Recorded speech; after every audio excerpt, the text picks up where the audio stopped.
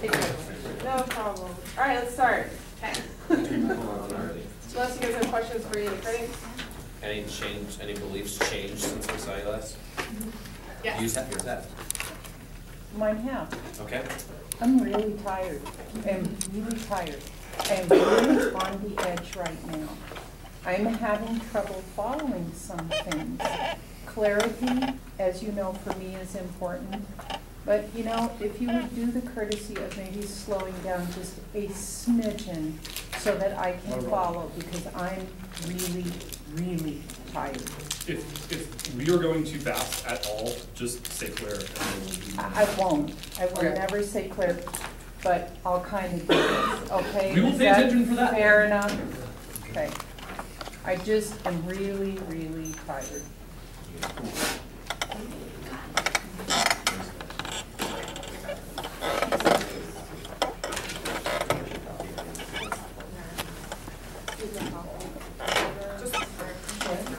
So we lost your copy. Yeah, we'll go there.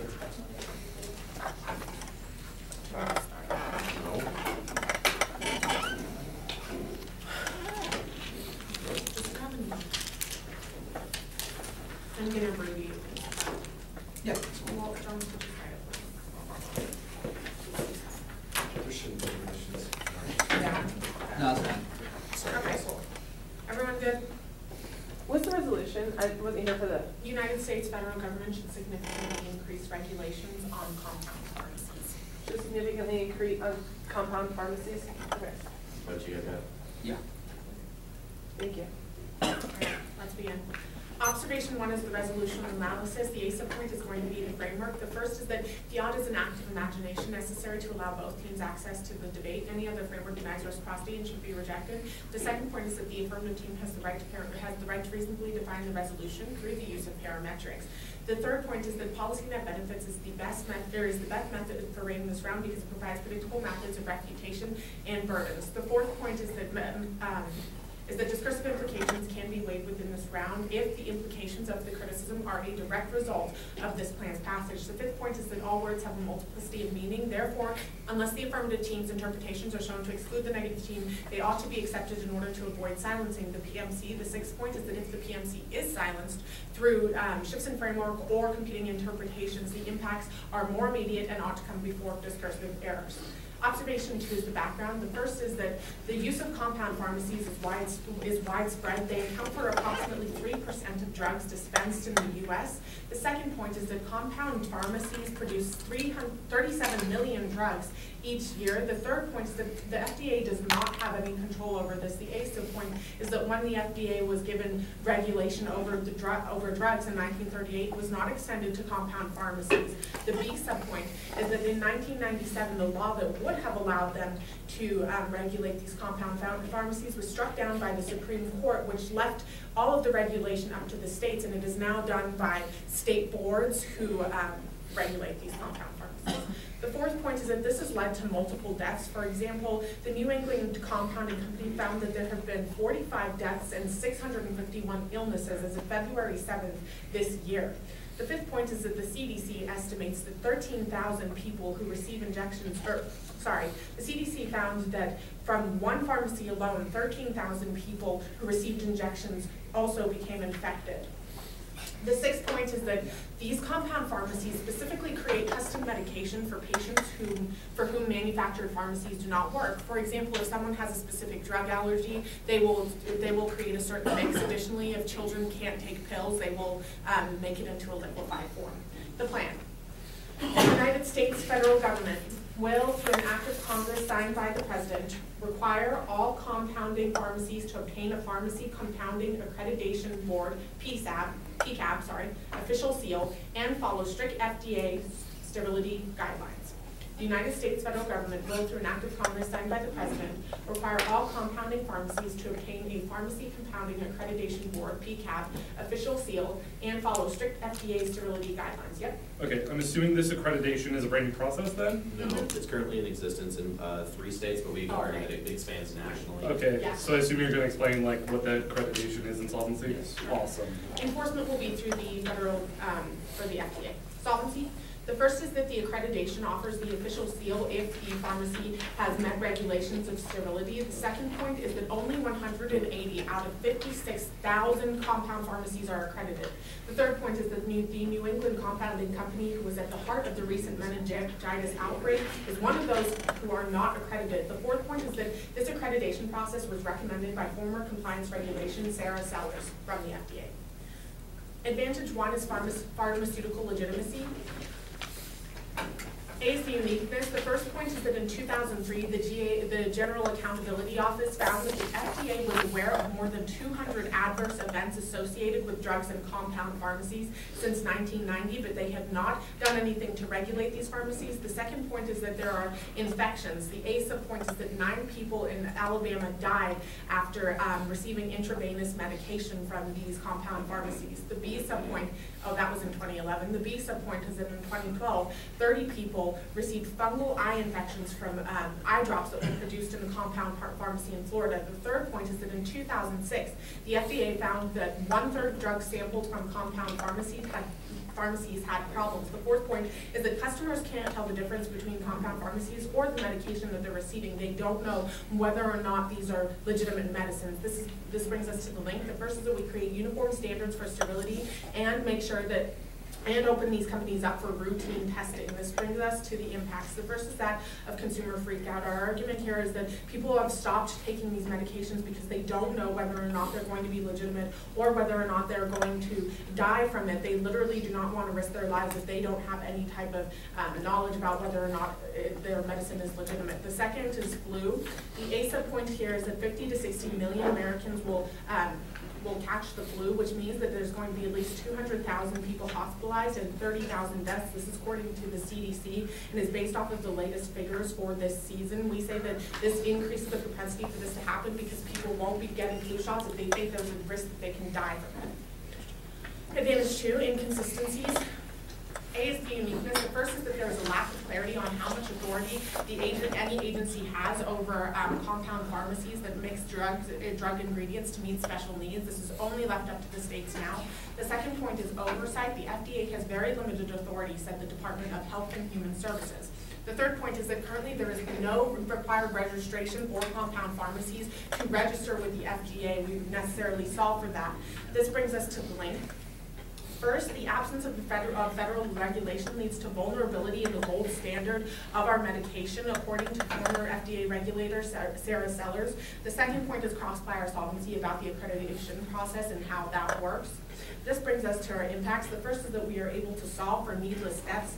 The A sub-point is cross-apply the analysis about how this has infected 13,000 people from one compound pharmacy alone.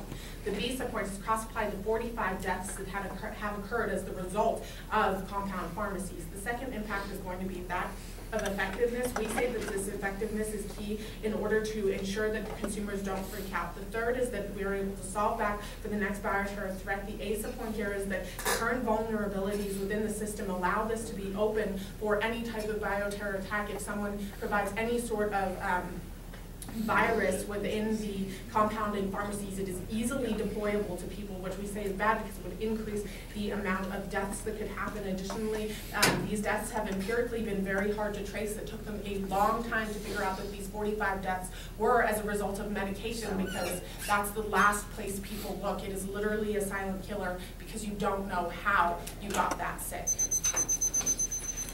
Case went off. It is wrong. Yes. Case first though? Yeah. All of it? Yes.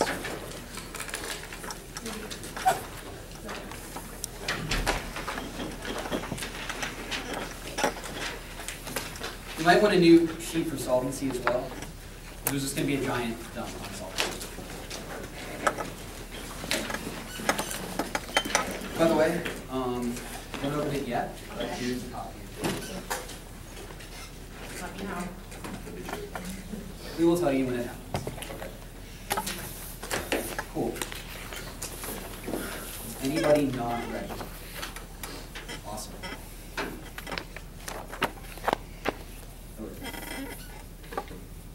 On your background in the fourth point, you talk about about how there's been a lot of deaths right now. First argument is because of that one New England shipping company. That's not because of a problem inside of the structure itself. The second argument is additionally, this is not statistically significant. The majority of, there's 37 million drugs that are produced every single year. Just because there's a couple hundred people that have been diagnosed with an illness is not indicative of a systemic problem. The third argument is additionally, the FDA itself is worse at regulations. We're going to talk about that a little bit later on the criticism, but specifically there were 100,000 people that died last year because of bad drugs that were released by the FDA. This means that fundamentally speaking, the FDA will be far worse and far more complacent, which means an increased deaths and turns the entire case on the solvency mechanism specifically. First argument is compound medicine. Compound medicine right now is key discount medicine because it actually allows for the blending of compounds together to actually create new medicine itself. That means it actually produces it at a cheaper cost, making it affordable to individuals who need it. The second argument is additionally hospice care. Right now, individuals in hospice need patches and specific medicine that's created through compound medicine. What ends up happening is in order to create a barrier, that means that people who are poorer end up dying as a result of this, and those who are rich will still get the medicine, but the problem is it just increases the cost. The third argument is additionally there's no massive federal regulation right now. This is currently a state issue. What that means is that the regulation itself is going to be specific and different to each state because there isn't a federal group. That means there's going to be gaps in enforcement and not addressing solvency, which means that you don't solve. The fourth argument is additionally this also destroys the process of new drugs. It's going to be increasing costs for pharmaceutical companies, and that fundamentally means they're not going to be able to produce drugs that will solve the next bio-terror attack, which means that fundamentally speaking there are more people that die. The fifth argument is additionally polypharmaceutical pills are actually constructed from these compound medicine. That means it actually customizes people's individual needs, and in order to actually increase that, that means it massively increase the cost for all these individuals. The sixth argument is the sixth argument is additionally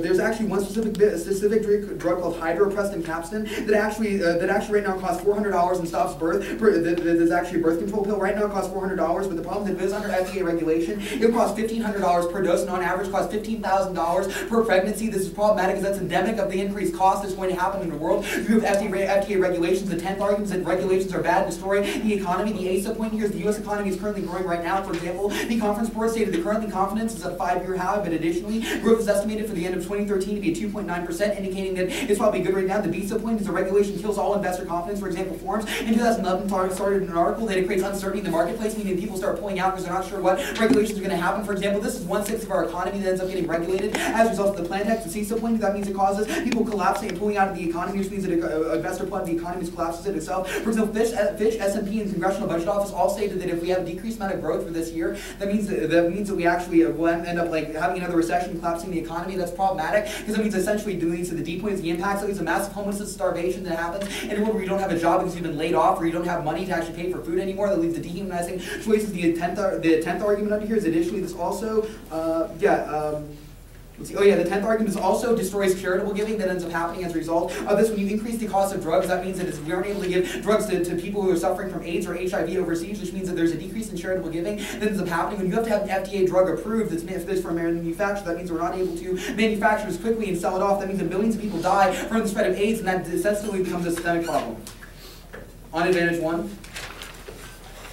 You talk about infection. The first argument, this is statistically insignificant. This is literally 10 to 20 people that have been diagnosed with these problems. This is not systemic of an issue. The second argument is additionally FDA regulations are bad. Cross my analysis, about 100,000 people died last year because of FDA miscalculations. The third argument, that means that masks the problem. It actually means that more people will die and turns the case. The fourth argument is that additionally people already don't have confidence in medicine right now. Look at the vaccine scare that happened a couple years ago and the fact that's still an issue where there's mass amount of people that don't seek treatment, which means that your impacts are non-unique. On advantage two, we talk about how their solvency mechanism already turned, probably becomes far worse in a world where you not only mask the problem, but also makes it so people aren't able to keep drugs who would fight back for bioterror.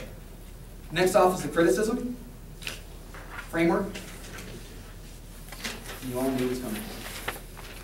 8 point is the interpretation. The judge should vote for the team that has the best perspective towards life, which means developing a personal understanding of how we can affect the world around us. Again, the judge should vote for the team that has the best perspective towards life, which means developing a personal understanding of how we can affect the world to it. B is reasons for the first argument's perspectives are key. This means that we actually shape the way that we think about ideas and shape around reality itself. Second argument also interrogates the topic. We have a personal understanding of the topic itself, and as a result can actually learn more about our understanding. But the third argument is also inclusivity. That means you actually allow for the most inclusive ideas. You can weigh your perspective against it. We're not mooting the PMC. This is rooted in the entirety of your plan text, it means that fundamentally speaking, you're allowed to weigh the impacts of the critique, weigh the impacts of the 1AC against the critique. You just need to explain why those impacts matter. The fourth argument is also ontology. Ontological discussions must come before policymaking. It's literally the prerequisite to being able to act inside of the world itself. Additionally, the fifth argument is we're not moving the 1AC, which means if you have no access to any abuse arguments, you can say that the discursive representations matter if they're based on plan passing. That means that fundamentally speaking, it is based on your passage of plan and your representations. You can cross-apply this all of their framework analysis. The seventh argument is that policy net benefits is actually key in this instance, but we actually have best net benefits because we're talking about net benefits with perspectives, which means that we actually understand how it affects us as real people.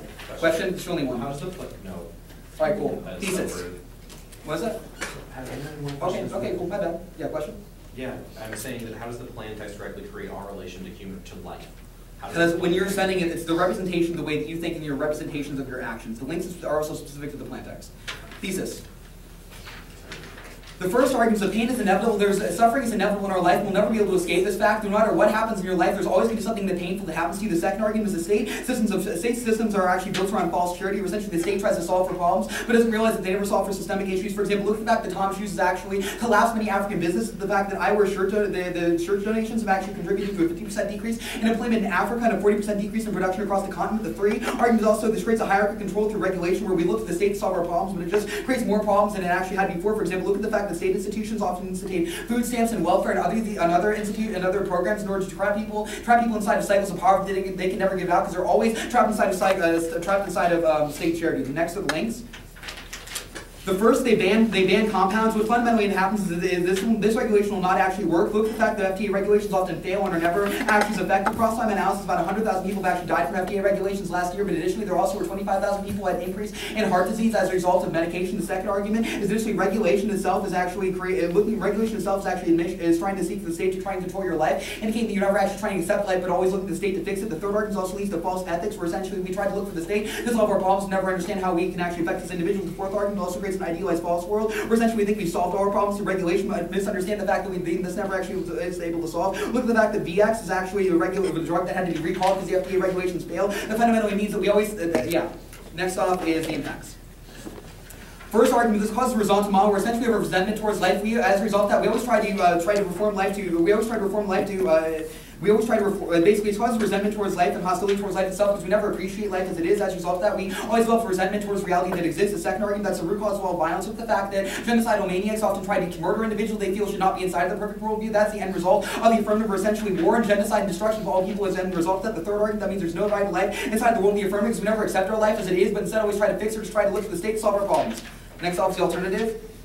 Vote negative to embrace life as it is, not life as the app wants it to be. Again, vote negative to embrace life as it is, not life as the app wants it to be. There's your text. What does the world look like after the app?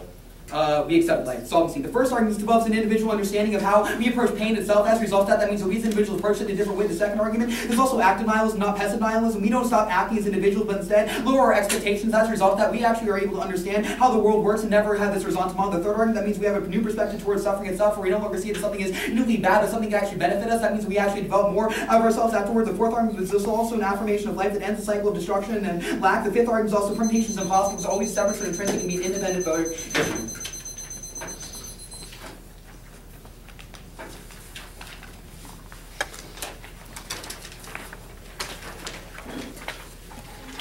Okay. I just want to make sure that everybody got that last perm argument. Is everyone going to acknowledge that that is on the flow? Some people say it's the I stopped time flowing and permutation is impossible, then the before not. So the warrants behind it I did not flow. Okay. Cool. Order? The order is going to need to be. What's the status of the critique? Dispositional. What's that mean to you? Straight turn it, we go for it. Permit, we can kick it. Or if there's terminal defense, we can send that. Okay. Also not cross-X. Understandable, it's just questions. All solvency. Our framework, their framework, links, impacts, thesis.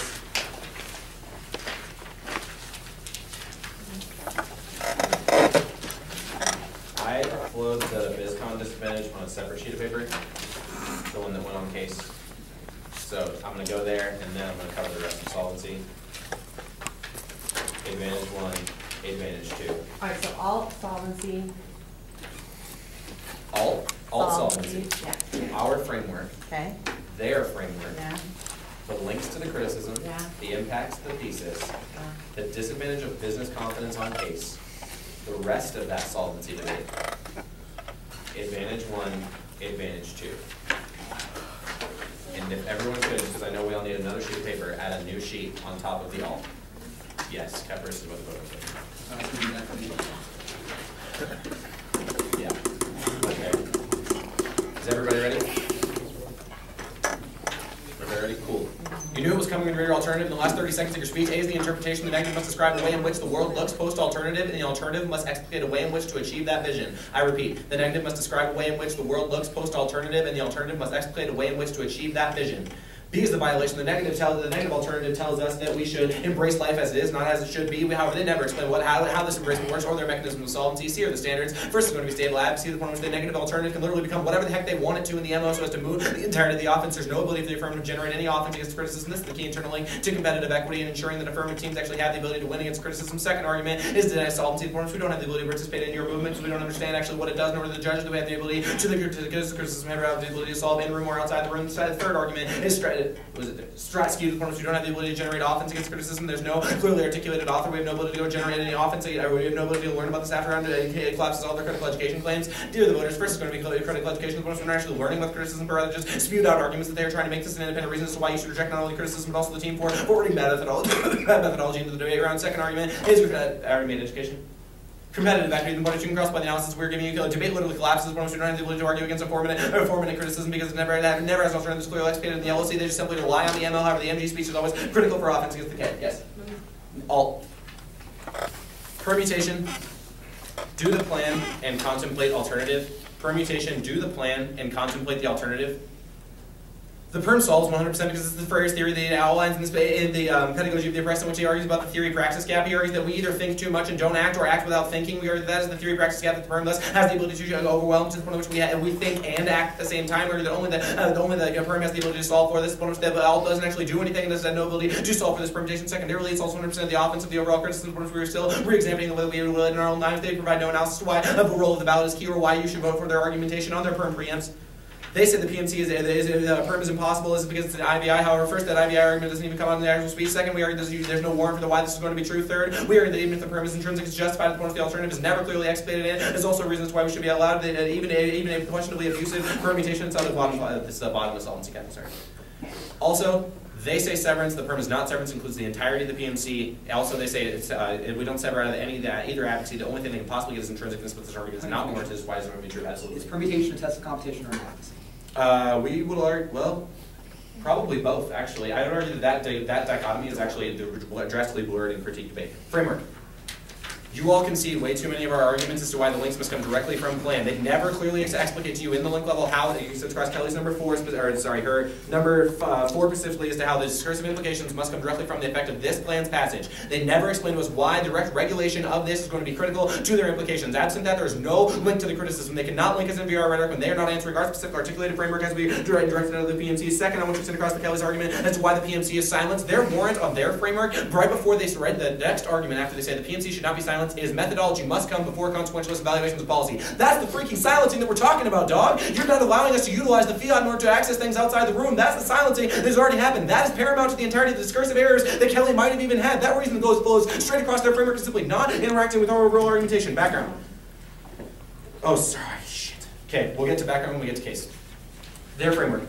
You say vote for the team with the best policy option. We argue that first, the perm has the ability to solve for this. Second, we argue that vote for the team that best prescribes the evaluation of life. We argue that first, that affirmative has no ability to cooperate under this framework. Secondarily, we argue it's an extremely abusive framework. Third, you should evaluate the reason policy net benefits for the 2 reasons Kelly told you to evaluate it from. That's always going to be better for solving back. Second, they're not ever actually answering any of our directed articulated framework arguments as to why it's going to be true. They say they don't mute the PMC, but you absolutely do. The point is you don't even allow us access to it and say methodology must come first. However, that is not a reason as to why it's going to be true. Secondarily, we argue that the perm solves back from 100% of the rhetorical implications that could have even possibly been created via the PMC. That creates a double bind. Either the perm has the ability to solve back for the rhetorical implications that would have been created via the PMC, or the critique alternative never has the ability to solve. Reason as to why there's no reason you ever evaluate this. Links. Your critique links into your system in which you still try to create a new reevaluation of life, or you still evaluate life as though it still has intrinsic value. Where that is key to inheriting back 100% of their overall argumentation. Secondarily, we link turn to criticism for which you can cross by the firm analysis to why action is absolutely key. We argue that absent action, we all just sit around in our homes and don't actually do anything. We argue that leads to what's the word? Where we don't do anything. This leads to extensive amounts of nihilism, which we don't ever actually take any action, we rather just sit in our house doing nothing. That is all the alternative we do. They say that we are somehow active, however, that's not just a re-articulation of what their words mean. That would literally result in nihilism, reasons why you link into your own criticism and allow the things to continue absent plan. Also, any analysis of what happens with the action as it's articulated in the LSE would be the unique abuse of the alternative vagueness, and also would be unique abuse of the MG Stratsky specifically argumentation that we are isolating thesis. They can have their thesis, however, they say that we utilize the state, however, the state is regulating these pharmacies now. You don't change how that exists. The state will continue after plan, post plan, even if plan is not passed. Reason as to why biopolitical control still continues. Secondarily, what? What? It still would exist. Oh, also, it would still exist in the alternative, and the state control would still exist in the alternative because they don't ever actually ban any of that control from happening. Reason as to why you link in your own criticism. BizCon. First argument is not unique to the point in which the GDP growth actually decreased by negative 0.1%. Is BizCon on Solvency? It actually did. GDP growth decreased by negative 0.1% in the fourth quarter of 2012. Your uniqueness evidence is not indicative of current economic growth. Jobs are being lost in the status quo. You provide no analysis as to why that is going to be key. Secondarily, on the March 7th, 2012, the New York Times specifically isolated that the drought of drug breakthroughs as well as government credibility that directly decreased the overall amount of layoff as well as a competition in the research and development fields of the entirety of the pharmaceutical industry. Second argument, if the small business competence specifically is down to 88.9%, that's 11 points below where they feel as though the uniqueness is, where they feel as though they would actually be competent on the link level. We link turn the entirety of the submission which we recreate confidence in the entirety of the sector. That solves back to 100% of the arguments they're making about a decrease in overall confidence. We absent any counterclaim, only we have the ability to solve for that. Third, as long as we control the uniqueness of the position, there's no risk of any implications, only risk of the impacts from happening. Background. They say it's one New England one New England pharmacy falls. Some of the farmers we isolated from one New England pharmacy. However, we isolate multiple other instances like Alabama as well as national statistics reasons why you're going to be buying that analysis. Fourth, overview of the case. They have very few offensive arguments to why you reject the entirety of the case argument. The FDA, they say the FDA is worse, but there's no reason why it's not true. They say 100,000 deaths, but considering the fact that the FDA has to oversee 25% of all cancer spending, there's no reason why you're going to be believing their analysis. They say compounding pharmacies happen first. False compounding pharmacies are 3% of overall freaking pharmacies, not 6% of the entirety of the United States economy. No reasons why it's going to be true. They say no federal regulation because it's a state issue. False, the federal FDA does already regulate pharmacies, just not compounding pharmacies that never provides you that specific analysis why it's going to be true. They say we increase cost first, no warrant second. No reasons why it's going to be true. There are there arguments about birth control medication would be solved back from in the entirety by Obamacare as to why that's going to be solved back for 100% of the overall argumentation that you all are making. Secondarily, there we argue that it will always be more important to have individuals be receiving good drugs than it would be bad drugs. Anything else there, Kelly? Did I miss anything? They say charitable giving, however, that first links to the methodological links to the criticism. Second is probably a reason why we should actually decrease the overall amount of charitable giving, where we solve for that charitable giving by increasing the overall confidence in the sector. Advantage one, legitimacy. They say the FDA is bad. First, no warrant. Second, there are 100,000 deaths out of all of the other all of the drugs that the FDA has to already oversee. Is probably reasons why the FDA is actually pretty good. They say that there's no the problem. However, masking is not offense; it's straight defense. Reasons why we still solve and all the implications you can across the link confidence. They say no confidence. No reasons why they would not have confidence. They say turn is key to solving for biopolitical action. However, this argument is absolutely not true. The point is we control the uniqueness on the biopolitical action. Secondarily, anything else? Yeah, I just answered. They have no arguments on the second advantage other than biopower. However, we solve back for biopower. There's no reason why you ever violated the advantage to do, as well as we solve 100%. Oh, sorry, it's for the impact scenario, but we absolutely do solve it. So our argument is not warranted.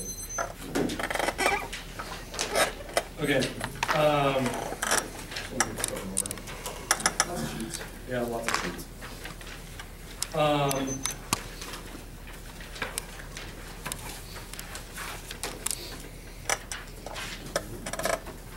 It's going to be. Oh yeah. Okay. Wait, where's my ball? Sorry, 1 second.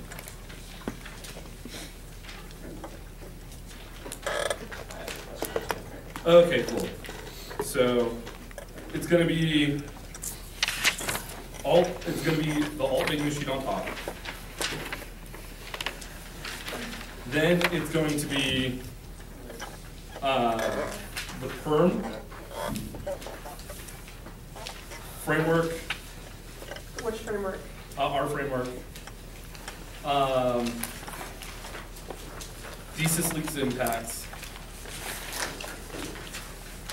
Then it's going to be their framework, their background, the solvency dump at 1 and 2. Solvency dump within what? And then at 1 and 2. So basically case in order. Yeah.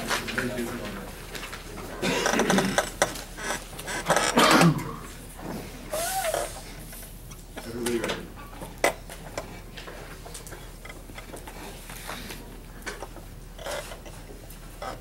Fletch shot a team in Reno just to watch them die. Whoops, you dropped way too many of the case terms. Let's go to all fakeness. That's the only reason that you should reject us for empire. We have a couple of responses. They say that the negative must describe and articulate the full mechanism of the alternative solvency. We specify that we meet this interpretation, but secondarily, we also specify that alternative vagueness is good for a couple of reasons. One, we impact on this is good because you don't determine things on behalf of those that aren't acting. Secondarily, we allow for multiplicity outside of the control, which we indict. Third, we don't allow for a clear locus of state domination. This is Foucault's argument about intelligibility. The government can only pin you down and stop you from social action if they can actually tell how to locate you socially. The fourth argument is that you always assume the actor has solvency down pat, and at worst, which means we're winning straight on a critical impact, because guess what? You're equally vague on the solvency mechanism.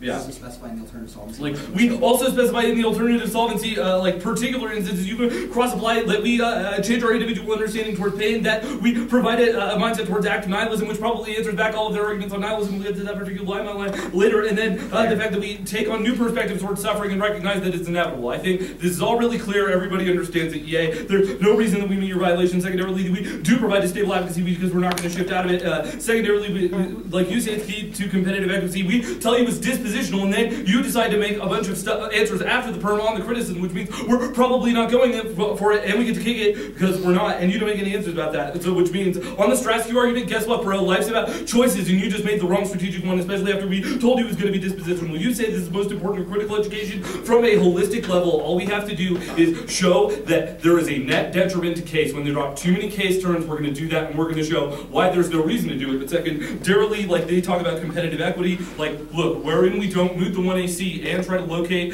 majority of the offense in the criticism in the first place and spend 4 minutes on case, obviously we're not mooting it. This position is ridiculous. You never look at it. You win the time trade-off on that, but guess what? You not do anything else. Extend the perm. There's first of all, one, there is no functional solvency. They say that they gain access to theory or praxis. They say that it functions through a dual mechanism as a test of competition and advocacy. We specify that they don't make this delineation, so we specify that it's always going to be a test of competition wherein we are artificially competitive and the permutation could possibly be functional. That means there's no reason to look at the perm, there's no unique offense that they get out of it, and they don't articulate a net benefit, which means doing so in the PMR would be wicked shady. Also, real quick, when we say if you perm it, we can kick it, that means... Also, we say if you perm it, we can kick it, and you agree, this is super legit.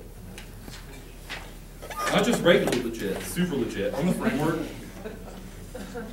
they say that the perm solves that you aren't able to get any access to cooperation, wherein we concede the term, you actually get access to cooperation, but secondarily, this proves that this is only a test of competition because you are not articulating any particular net benefit or detriment on the framework. Your response is, you say that we move with the 1AC, this is completely ridiculous, we're allowed to kick the criticism, and we spend most of our time talking about case. Extend policy making net benefits. And extend, policy making net benefits is probably the best way to evaluate any right. Which means, thesis, doesn't matter, links, even if there's a residual link, great, the perm resolves it, there's no competition between the two advocacies. And the impacts are conceded, Doesn't matter. so nothing matters. Framework. They say that we need to be direct. We specify that this is you trying to fix the problem, and we don't silence. We spend 4 minutes on it. That argument's just nonsensical. In the background, they say that there are other compound agencies that have killed other people. Unfortunately, those numbers only get into the couple dozen. The biggest one they locate, the primary example, we tell you comes from the wrong method of implementation from this specific New England shipping company, which means we're all talking about the same thing. They fundamentally don't answer that it's not statistically significant, and they're trying to solve a systemic problem which just fundamentally exists. They say that the FDA is going to be better for regulation, but we tell you, one, there's not the infrastructure presently for them to be able to to do this. This is why they only cover 30% of what they should be. This is their own application, which means, guess what? They don't have the personnel to do this. There's no mechanism to hire. I can't take you right now. And like 30,000 people have died every year for like the past 10 years. They dropped that analysis. That's like way more bodies on the flow. On the solvency proper. Okay, we specified that the first two were going to be particularly devastating. We say that this is key to discount drugs, which means that in instances of hospice care, like for, I don't know, maybe your grandparents, like my parents, that means that people are going to die because they can no longer afford medicine. Look, they're already on the brink in terms of choosing whether or not to feed themselves or use medicine, which means when the costs automatically go up, maybe they'll feed themselves, but they're going to die from the sicknesses that take place. Like, this is going to affect a larger amount of people because guess what? Most people have to make that decision between, am I going to eat or am I going to have medicine? This affects millions, whereas they might affect a couple 100,000, which means we're way ahead on magnitude and probability.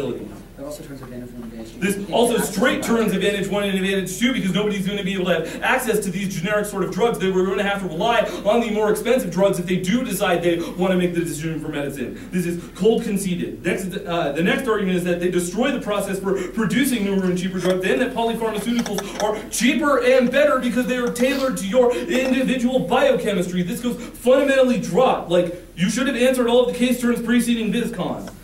Then we give you a specific answer about this birth control drug. This is a drug that most women use to prevent early delivery, which means we have the highest propensity and the best empirics about how this affects far more people for generations because it's now going to be costing women $15,000 if they decide they don't want to have their kid early. Even if Obamacare solved, it shows how medicine can And even if Obamacare solves, like, Obamacare doesn't provide free meds. Sorry, universal health care didn't happen. Just universal, like, access to it.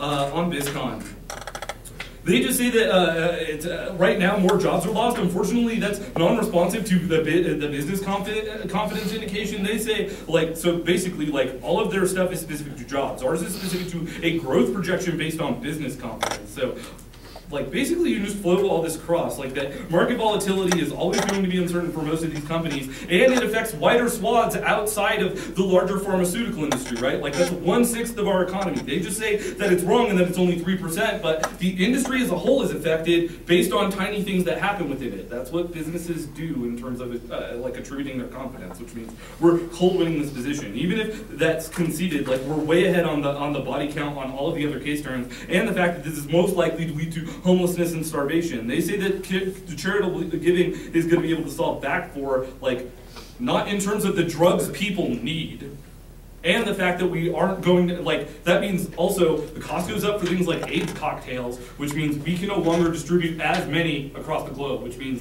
you're screwing over people with AIDS. It's probably an a priori reason to reject them. Also, they say that they control confidence, but we say the decrease is yeah, they say they control confidence, but we say that the decrease is based on the continued market volatility. We win the empiric on the potential for a double-dip recession. On the advantages, sorry, you just don't do enough answers here about how the FDA is going to be solvent. We have way more empirics on why regulations are bad, and if you look at both advantages, guess what? They're fundamentally the same. One talks about bioterrorism, and we tell you, you can't solve back for bioterrorism if no new drugs are going to be produced. Game over. All right, we're going to go mix up the order just a little bit. We are going to go the alternative proper, then we're going to go framework. Oh, sorry, my bad. Our framework, then their framework. Then we're going to go their alt vagueness, and then we're going to go case in order. With background, case terms, add 1, add 2. Is that order disturbing to anyone? Cool? Awesome.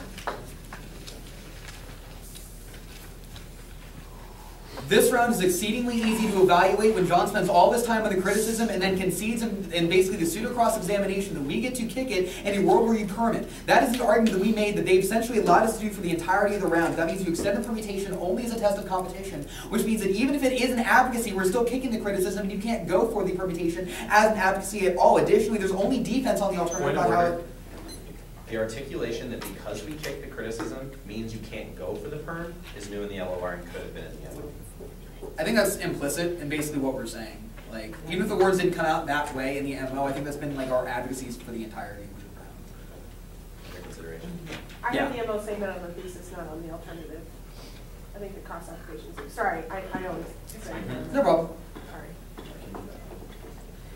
Even if that cross application is new, holistically, if you're looking at all the arguments on every piece of paper, we still get to go for that. On the solvency, on the framework argument, you can extend their arguments about how you evaluate it through policymaking, through net benefits. Mark makes the argument that the permutation is not that the permutation and the alternative are not policies indicating you don't evaluate them in the round, which probably means you don't actually evaluate that at all. On their vagueness sheet, this is the only thing that they have left to possibly win the round. Sorry, actually, my bad. Go to their framework first. Extend their arguments about how policymaking is key. You only look at net benefits. You only look at utilitarian calculus. That means you only look at the case, not the criticism. On Or their all theory. or their theory on all vagueness. Point of order. Arguing that our framework precludes the alt vagueness is new. Sorry, Mark interrupted my speech saying it precludes the alt vagueness. Those words didn't enter my mouth because I'm not going for that. That makes sense. Sure. I don't think it's relevant, really. Cool.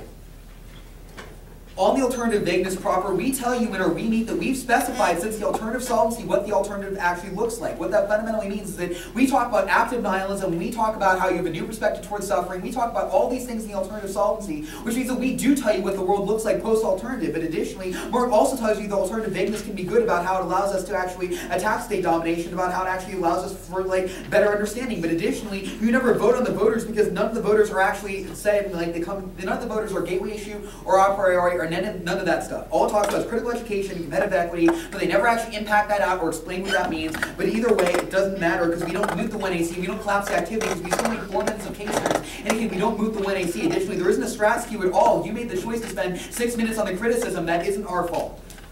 You'll never vote on alternative vagueness. There's no proven abuse. There's nothing on the background sheet.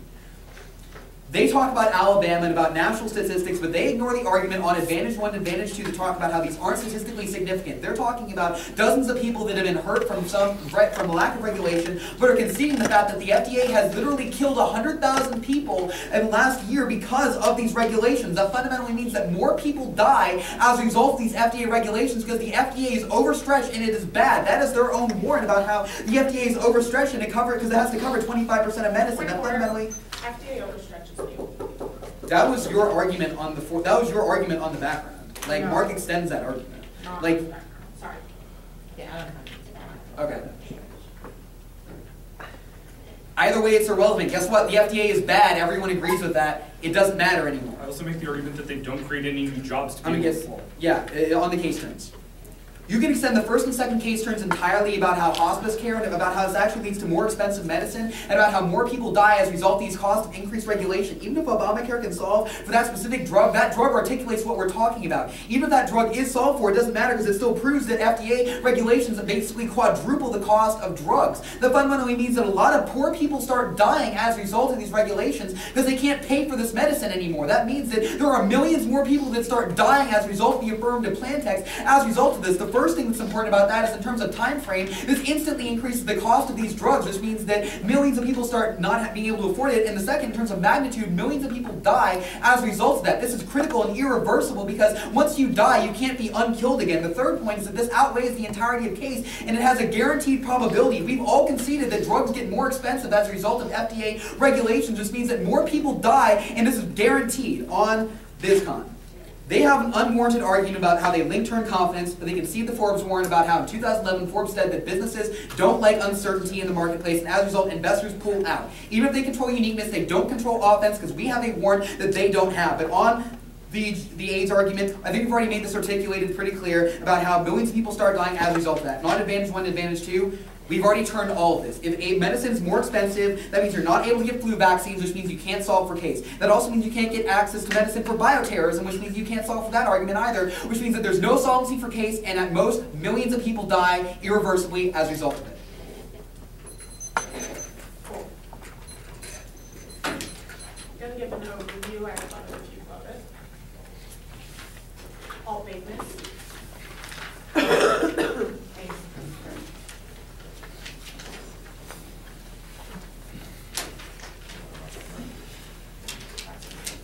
I'll talk about framework in the other if anyone's worried about it.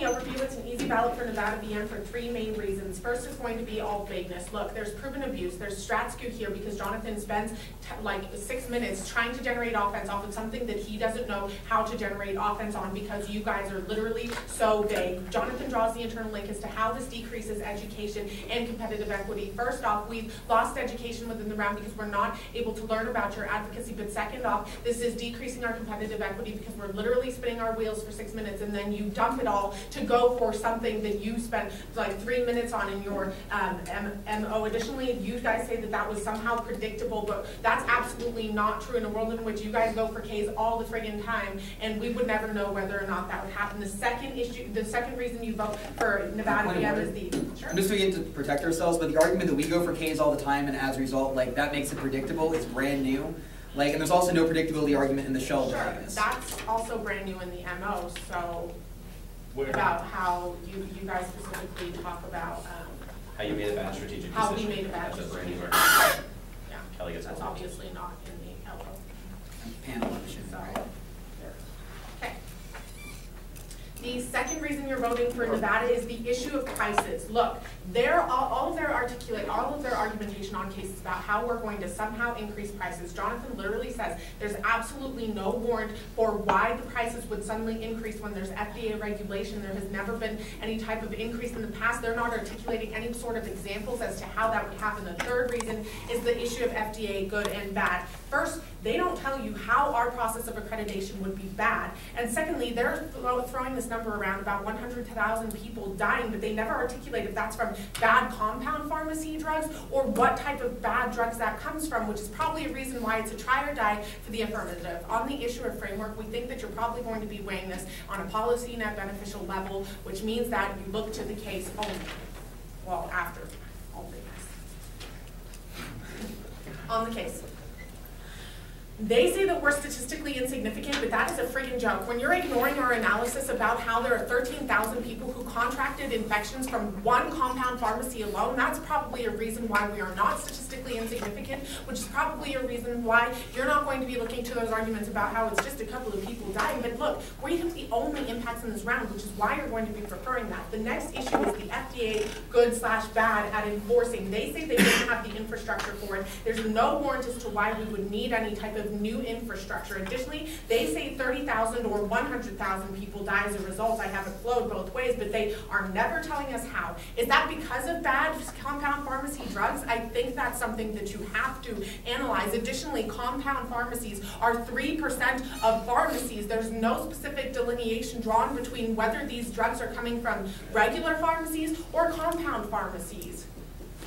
Additionally, they say that the compound pharmacies are key to discount drugs. First off, there is literally no warrant for why accreditation is going to make these drugs more expensive. At worst, we slap a sticker on the bottle and sell it at the same price. I'm sorry, point of order. Any articulation of defense out of the PMR should have come out of the MG on the case terms preceding the BizCon.